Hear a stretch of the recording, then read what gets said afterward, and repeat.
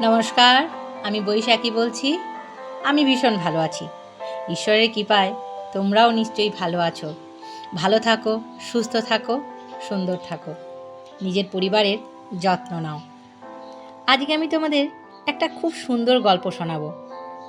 না না না না, আমার লেখা নয়, এখনও এত ট্যালেন্ট আমার মধ্যে আসেনি। আমি গল্পটা শোনাবো সুকুমার রায়ের সুদন ওঝা। গল্পটা শুনতে থাকো, নিশ্চয়ই ভীষণ ভীষণ ভালো লাগবে। ছোট্ট গল্প। সুদন ওঝা। সুদন ছিল ভারী গরিব। তার এক মুঠো অন্যের সংস্থান কিন্তু নেই। রোজ রোজ জুয়া খেলে লোককে ঠকিয়ে সে ইনকাম করত। সে লোককে ঠকিয়ে যা পেত তাই দিয়ে কোনো রকমে সে চালিয়ে নিত দিনটাকে। যেদিন যা জুটত বা যেদিন যা লোক ঠকিয়ে উপায় করত সেই দিনই কিন্তু সে সেটা খরচা করে ফেলত। একটি পয়সাও তার হাতে থাকতো না। না থাকারই কথা, লোক ঠকিয়ে আর কত পয়সা ইনকাম করা যায়। এই রকম কয়েক বছর কেটে গেল। সবাই বুঝে গেল যে সুদন সবাইকে ঠকায়, প্রত্যেকটা লোককে সে ঠকায়। সমস্ত লোক কিন্তু খুব সজাগ হয়ে গেল। ক্রমে সুদনের জ্বালায় গ্রামের লোকে একেবারে অস্থির হয়ে পড়ল। পথে ঘাটে কাউকে দেখলেই সে কিন্তু তাকে ঠকাতো, যেন থেন প্রকারেণ তাকে ঠকাতো। আগেই বলেছি, লোক ঠকিয়ে সে ইনকাম করত। সে রাস্তায় যাকে দেখতে পেত সে তাকে দেখে লুকিয়ে পড়ত। তার জন্য কেউ ঘরের দরজা পর্যন্ত খুলত না, জানে সে ঠকাবে, কারণ যেন থেন প্রকারেণ তার ঠকানোই কাজ। সে এরকম পাকা খেলোয়াড় যে কেউ তার সঙ্গে বাজি রেখে খেলতে চায় না, কারণ হাতের কাজ সাজিয়েও সে কিন্তু জানে।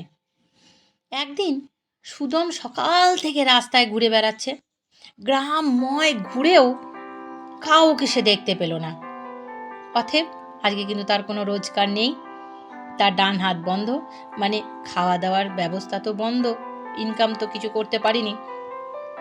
ঘুরে ঘুরে নিরাশ হয়ে সুদন ভাবল, আচ্ছা আমি একটা কাজ করি, শিব মন্দিরে যে পুরুত ঠাকুর আছে, মন্দিরে পুজো করে, আমি তার কাছে যাই, তাকে আমি সহজেই ঠকাতে পারবো, তার সঙ্গেই আজ আমি খেলবো।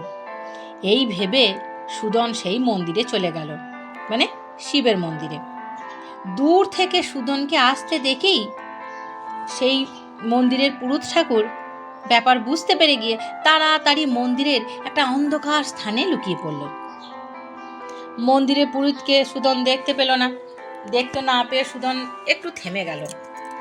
বলল বটে, কিন্তু সে তখন একটা জিনিস স্থির করল, যাক তবে আজ আমি মহাদেবের সঙ্গেই খেলব। তখন মূর্তির সামনে গিয়ে বলল, ঠাকুর, মহাদেবকে বলছে, সারাদিন ঘুরে ঘুরে এমন একজনকেও পেলাম না আমি যার সঙ্গে খেলব। রোজগারের আর কোনো উপায় আমি জানি না, তাই এখন তোমার সঙ্গে আমি খেলব। আমি যদি হারি, তোমার মন্দিরের জন্য খুব ভালো একটি দাসী এনে দেব, আর তুমি যদি হারো তবে তুমি আমাকে একটি অপ্সরা মেয়ে দেবে, আমি তাকে বিয়ে করব। এই বলে সুদন মন্দিরের মধ্যে গুটি পেতে খেলতে বসে গেল। খেলার দান ন্যায় মতো দুই পক্ষই সুদন দিচ্ছে। একবার নিজের হয়ে একবার দান দিচ্ছে, আর একবার দেবতার হয়ে দান দিচ্ছে, মানে দেবতার খেলাও সে খেলছে, তার খেলাও সে খেলছে। অনেকক্ষণ খেলার পর শেষে সুদানই জিতে গেল। তখন সে বলল, ঠাকুর, এখন তো আমি জিতে গিয়েছি, অতএব তুমি এবার পণ দাও, মানে তুমি হেরে গেছো, আমাকে অপ্সরা এনে দাও। পাথরের মহাদেব তো কোনো উত্তর দিলেন না, একেবারে নির্বাক হয়ে রইলেন। তাই দেখে সুদনের খুব রাগ হলো। বলল, বটে, আমার সঙ্গে খেলে হেরে গিয়ে আমাকে অপশন না দিয়ে আবার কথা না বলে মুখ বন্ধ করে রেখে দিলে, এটা তো চলবে না। কথার উত্তর দাও, না না কথার উত্তর দিলে কিন্তু আমি অন্য ব্যবস্থা করব। এই বলতে বলতে সুদান কি করলো, মহাদেবের সামনে যে দেব মূর্তি ছিল সেটা নিয়ে উঠে দাঁড়িয়ে পড়লো আর মারল দৌড়। সুদনের স্পর্ধা দেখে মহাদেব তো একেবারে অবাক, তাই দেখে বলল, আরে ওই সুদান, করছিস কি? শিগগিরই দেবীকে রেখে দিয়ে যা। কাল ভোরবেলায় যখন মন্দিরে কেউ থাকবে না তখন আসিস, তোকে তোর আমি পণ দিয়ে দেব, তোকে তোর আমি অপ্সরা এনে দেব। এ কথায় সুদান দেবীকে ঠিক জায়গা মতো রেখে প্রণাম করে চলে গেল। এখন হচ্ছে কি, সেই রাতে একদল স্বর্গের অপ্সরা এলো মন্দিরে পুজো দিতে। তারা মন্দিরে পুজো টুজো দিল। পুজোর পর সকলে স্বর্গে ফিরে যাবার অনুমতি চাইলেন মহাদেবের কাছে। মহাদেব রম্ভাকে শুধু বললেন, তুমি শুধু থেকে যাও, বাকি সবাই ফিরে যাক। রম্ভা থেকে গেল, বাকি সবাই ফিরে চলে গেল স্বর্গে। আস্তে আস্তে রাত্রি কেটে গেল, ভোর হলো। এদিকে সুদান তো সারা রাত ঘুম নাই তার চোখে, কারণ সারাদিন তার কিছু জোটেনি, সে কিছু লোক ঠকিয়ে ইনকাম করতে পারেনি। পেটে খিদেও ছিল, পেটে খিদে থাকলে কি কারোর ঘুম হয়? আনন্দ, শিব বলেছে পণ দিবে, অতএব অপ্সরা আমি পাবো। সুদান অনেক ভোরই শিব মন্দিরে এসে হাজির হয়ে গেল। মহাদেব রম্ভাকে পণ স্বরূপ দিয়ে তাকে বিদায় করে দিল। সুদানের আহ্লাদ আর দেখে কে? অপ্সরা স্ত্রীকে নিয়ে অহংকারে বুক ফুলিয়ে সে বাড়ি ফিরে এলো। সুদানের বাড়িতে ছিল কিচ্ছু না, শুধু একটা ভাঙা কুঁড়ে ঘর। আর বিয়ে করেছে কাকে? অপ্সরাকে। সুন্দর একটা বাড়ি অপ্সরা তৈরি করে দিল তার দৈবিক বলে। সেই বাড়িতে তারা পরম সুখে থাকতে লাগলো। এইভাবে 1 সপ্তাহ কেটে গেল। সপ্তাহে একদিন রাতে অপ্সরাদের সভাতে, মানে ইন্দ্রের সভাতে যেতেই হয় আর নাচতেই হয়। সেই দিন উপস্থিত হলো রম্ভা যেদিন ইন্দ্রের সভায় যেতে চাইল। তখন সুদন বলল, আমাকে সঙ্গে না নিয়ে গেলে আমি তোমাকে কিছুতেই সেখানে যেতে দেব না। মহা মুশকিলে পড়ে গেল রম্ভা। ইন্দ্রের সভায় না গেলে সর্বনাশ, দেবতাদের নাচ গান বন্ধ করা যাবে না, দেবতাদের নাচ গান সব বন্ধ হয়ে যাবে রম্ভা না গেলে। আবার সুদানও কিছুতেই ছাড়বে না। তখন রম্ভা মায়া বলে সুদানকে একটা মালা বানিয়ে নিল এবং মালা গলায় পরে নিল। মালা গলায় পরে নিয়ে সে ইন্দ্রের সভায় চলে গেল। সভায় গিয়ে সুদানকে মানুষ করে দিল এবং সে একটা জায়গায় একটা কোণে সুদানকে লুকিয়ে বসে থাকতে বলল।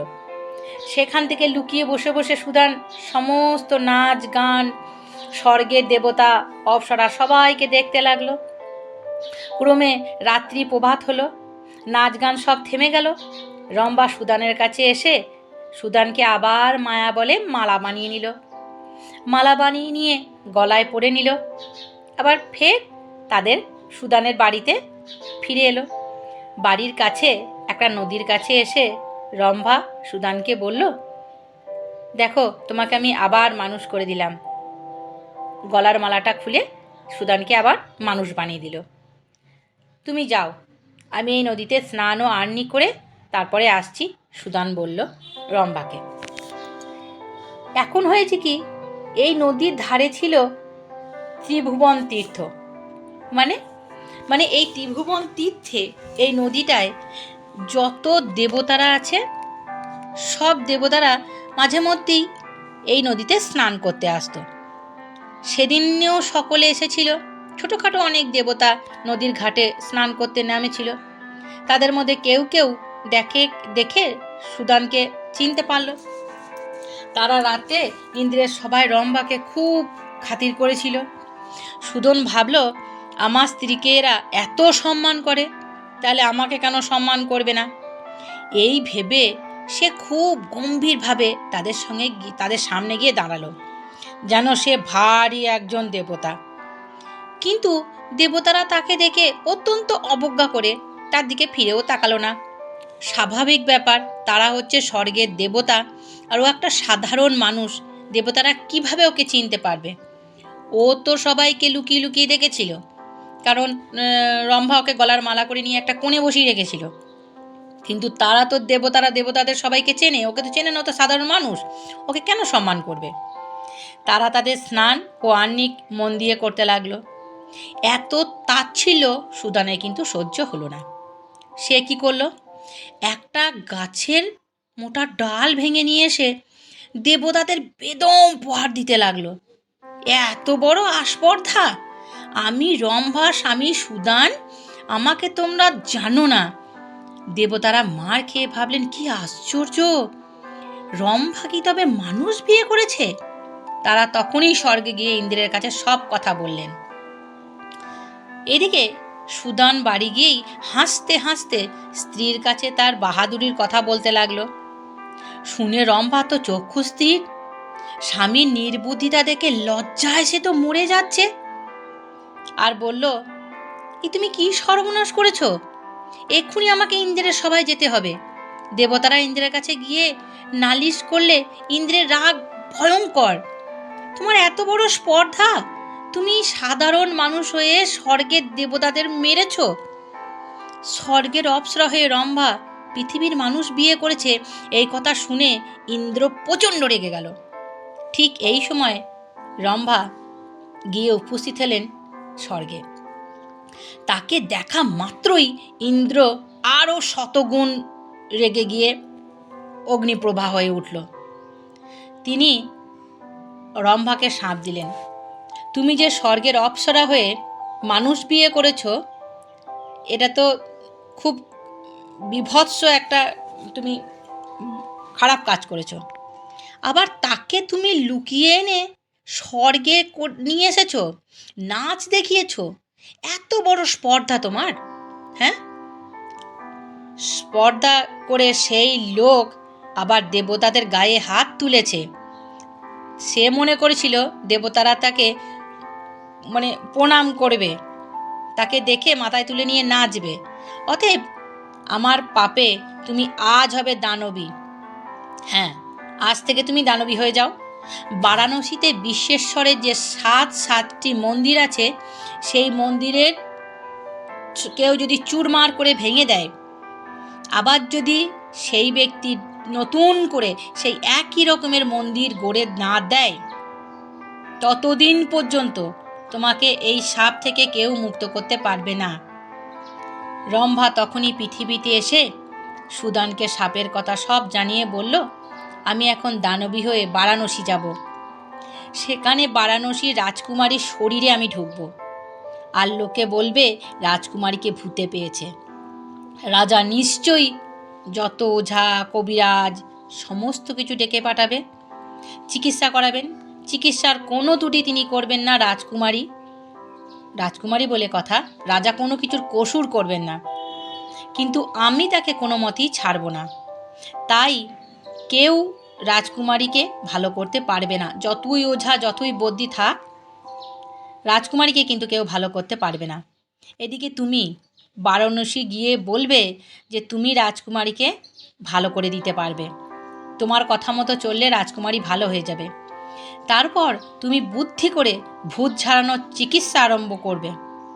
চিকিৎসা আরম্ভ করলে আমি একটু একটু একটু করে আমি রাজকুমারীকে ছাড়তে থাকব।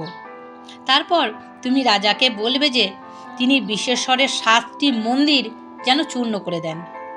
আবার যদি সেই চূর্ণ মন্দির নতুন করে গড়িয়ে দেন ঠিক আগের মতো, তবেই রাজকুমারী সম্পূর্ণ সুস্থ হয়ে যাবেন। রাজা অবশ্য তাই করবেন, কারণ তার রাজকুমারী তার নয়নের মণি। আর তাহলেই আমার শাপও দূর হয়ে যাবে, আর আমি ফের স্বর্গের অপ্সরা হয়ে যেতে পারবো। তুমিও অগাধ টাকা পুরস্কার পাবে, কারণ কি রাজকন্যাকে তুমি সারিয়ে দেবে। তুমি অগাধ টাকা পেয়ে সুখে স্বাচ্ছন্দ্যে থাকতে পারবে। এই কথা বলতে বলতেই রম্ভা হঠাৎ দানবী হয়ে গেল, আর তক্ষুনি চোখের নিমিষে বারাণসী গিয়ে একেবারে রাজকুমারীকে আশ্রয় করে বসল।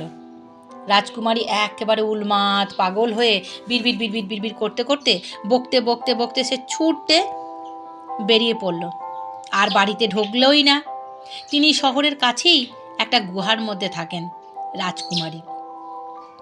আর রাস্তা দিয়ে যে লোকজন যায় তাদেরকে ঢিল ছোড়ে, পাথর ছোড়ে, মুখ ভ্যাংচায়। রাজা কত ওঝা বদ্যি ডাকলেন, রাজকুমারীর কোনো উপকার হলো না। শেষে রাজা ঢেড়ি পিটিয়ে দিলেন। যে রাজকুমারীকে ভালো করতে পারবে তাকে অর্ধেক রাজত্ব দেবে, রাজকুমারীর সঙ্গে বিয়েও দিয়ে দেবেন তিনি তার। রাজবাড়ির দরজার সামনে ঘণ্টা ঝুলানো হলো। যেই আসে রাজকুমারীর চিকিৎসা করতে ঘণ্টাটা বাজায়। ঘণ্টা বাজালে রাজা বেরিয়ে আসে এবং তাকে রাজকুমারীর চিকিৎসার দায়িত্ব দেওয়া হয়। এই রকম সুদন ওঝা গিয়েছে সেই রাজ্যে রাজকুমারীর চিকিৎসা করতে। নতুন ওঝা এলো, ঢং করে ঘণ্টা বাজানো হলো। রাজা এসে বেরোলেন, বেরিয়ে সুদানকে দেখে বললেন, কি করবে, কি চাও তুমি? এই ঘণ্টা বাজানোর অর্থ জানো? রাজকুমারীর চিকিৎসা করা হয় এই ঘণ্টা বাজিয়ে। সুদান বলল, হ্যাঁ, আমি রাজকুমারীর চিকিৎসা করতেই এসেছি। রাজা বললেন, শোনো, যদি তুমি রাজকুমারীকে ভালো না করে দিতে পারো তাহলে কিন্তু তোমার গরদান নেব। সুদন রম্ভার উপদেশ মতো বারাণসী গিয়েছিল রাজকুমারীর পাগল হওয়ার কথা শুনে। সে মনে মনে বলল, রাজামশাই, আমার মনে হয় আমি আপনার রাজকুমারীকে ভালো করে দিতে পারবো। রাজা তাকে ডেকে বলল, ঠিক আছে, ওঝার জ্বালায় আমি অস্থির হয়েছি বাপু। তুমি যদি রাজকুমারীকে ভালো করতে না পারো তো আগেই বলেছি তোমার আমি মাথা কেটে নেবো, শুলে চড়িয়ে দেবো। এ কথায় সুদান রাজি হয়ে তক্ষুনি রাজকুমারীর চিকিৎসার দায়ভার রাজার কাছ থেকে নেয় এবং রাজার কথা মতোই সে কিন্তু রাজকুমারীর চিকিৎসা শুরু করে। কারণ সে আগেই জানতো, কারণ ওর মধ্যে আছে রম্ভার দানবী। ভূতের ওঝাটা বা ভড়ংটা করে খুব ভালোই ভড়ং করতে লাগলো সুদন। মুখে বিড়বিড় বিড়বিড়, ধূপ ধুনা, ঘি, মধু, চন্দন, বড় বড় যজ্ঞ সবই আস্তে আস্তে আস্তে আস্তে শুরু করে দিল। মুখে কিছু না বলে বিড়বিড় বিড়বিড় বিড়বিড় মন্ত্রও উচ্চারণ করতে লাগলো, কারণ সবটাই তো ছিল ভড়ং। এরকম করে হিজিবিজিরে মন্ত্র পড়া সে শুরু করলো। আস্তে আস্তে আস্তে যজ্ঞ শেষ করে সকলকে সঙ্গ নিয়ে সেই পর্বতের গুহায় চলল। সেখানে রাজকন্যা থাকে, সেখানে গিয়ে বিড়বিড় বিড়বিড় বিড়বিড় খানিকক্ষণ মন্ত্রতন্ত্র পড়ল। এই করে বেশ কিছুদিন গেল। আস্তে আস্তে মন্ত্র বলল, ভূতের বাপ, ভূতের মা, ভূতের জি, ভূতের ছা, দূর দূর দূর পালিয়ে যা, এরকম মন্ত্র বলতে লাগলো। ক্রমে সকলে দেখল যে ওঝার ওষুধে একটু একটু করে কাজ হচ্ছে, কারণ সুদনের লোক ঠকিয়ে ইনকাম করাটাই ছিল ওর আগেকার পেশা। এখনও সেই খাতেই সে চলছে, লোকই ঠকাচ্ছে সে।